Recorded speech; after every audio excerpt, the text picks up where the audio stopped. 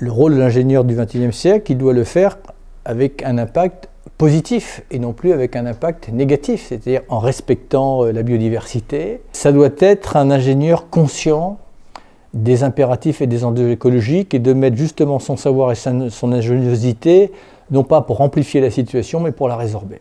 Et donc, est-ce que vous ne penseriez pas qu'il serait nécessaire d'intégrer un volet donc, de développement durable dans toutes les formations d'ingénieurs d'aujourd'hui? Mais non seulement c'est nécessaire, puisqu'on va avoir besoin, encore une fois, de toutes les intelligences, de toutes les ingéniosités, parce qu'il y a des domaines dans lesquels, pour l'instant, on n'a pas des solutions clés en main, ou en tout cas qui ne sont pas à la hauteur des enjeux.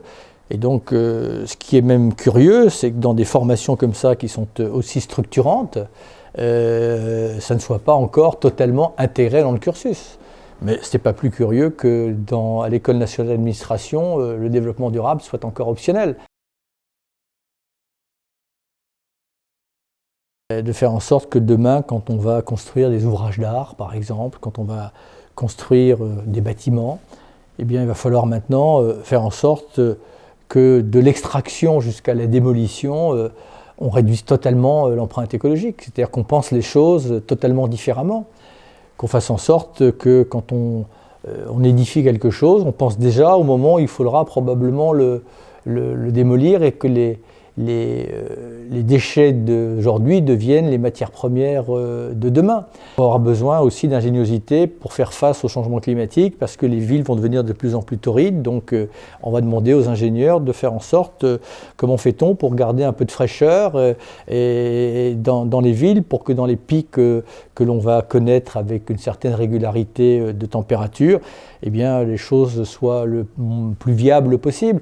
On va avoir besoin d'ingéniosité pour construire la ville de demain qui doit s'affranchir des paramètres d'hier. Pour vous qui avez travaillé notamment au gouvernement, est-ce que c'est normal, est-ce que ça devrait changer que l'aménagement et l'environnement, ce soient deux ministères différents, donc deux politiques différentes?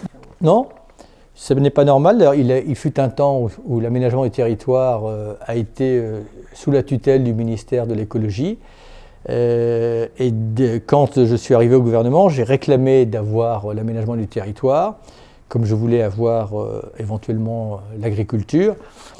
Mais si on veut avoir une politique cohérente, si on laisse l'aménagement du territoire de côté, enfin je veux dire si on le laisse en roue libre, s'il n'a pas la même grille de lecture et les mêmes objectifs, ça rendra d'autant plus difficile la réalisation de ces objectifs. Il faut que tout le monde ait la même feuille de route. Et donc, si on a des objectifs de réduction de consommation d'énergie et de réduction d'émissions de gaz à effet de serre, l'aménagement du territoire doit être soumis exactement aux mêmes objectifs. Et pour les réaliser, on a besoin d'ingénieurs, puisqu'on a besoin d'ingéniosité.